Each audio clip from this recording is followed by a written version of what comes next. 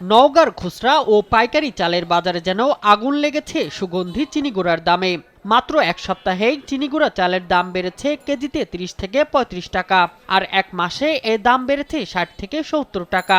বর্তমানে খোলা বাজারে মানভেদে চিনিগুড়া চাল বিক্রি হচ্ছে ১৮০ থেকে ২০০ টাকা কেজি, আর বিভিন্ন কোম্পানির প্যাকেটজাত চিনিগুড়া চালের দাম উঠেছে ২০০ থেকে ২৩০ টাকা পর্যন্ত।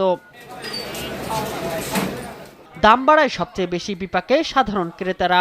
আগে পরিবার কিংবা বিশেষ দিনে পোলাও বিরিয়ানি রান্নার জন্য ২-৩ কেজি চিনিগুড়া চাল কিনলেও এখন সামর্থ্য কমেছে তাদের।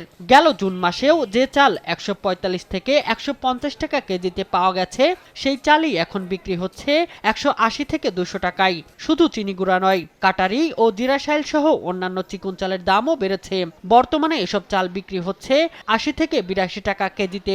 আগামীকাল থেকে চাষি কোম্পানি আমাদেরকে জানাচ্ছে স্কোয়ারের মাল ২৫০ টাকাতে আমাদের বিক্রি করতে হবে। সাধারণ মানুষ যে আসে আতপ চাল খাবে, দাম শুনে মনে হচ্ছে যে চলে যাচ্ছে। চালের এখন ভরা মৌসুম, চালের দাম হিসেবে আরো কমার উচিত, কিন্তু আমরা গরিব মানুষ, আমাদের কথা কেউ বোঝেও না, কেউ শোনেও না। তো আমরা গরিব মানুষ হিসেবে আমাদের আয় বাড়ে নাই, আগেও যেইটা ছিল এখনো ওইটাই আছে, তবে আমাদের পক্ষে কিনে খাওয়া এটা সম্ভব না। সুগন্ধি আতপ চাল রপ্তানির অনুমতি এবং রপ্তানি মূল্য নির্ধারণের কারণে বাজারে এর প্রভাব পড়েছে, ফলে ধান ও চালের দাম বেড়েছে বলে জানান চাল ব্যবসায়ীরা।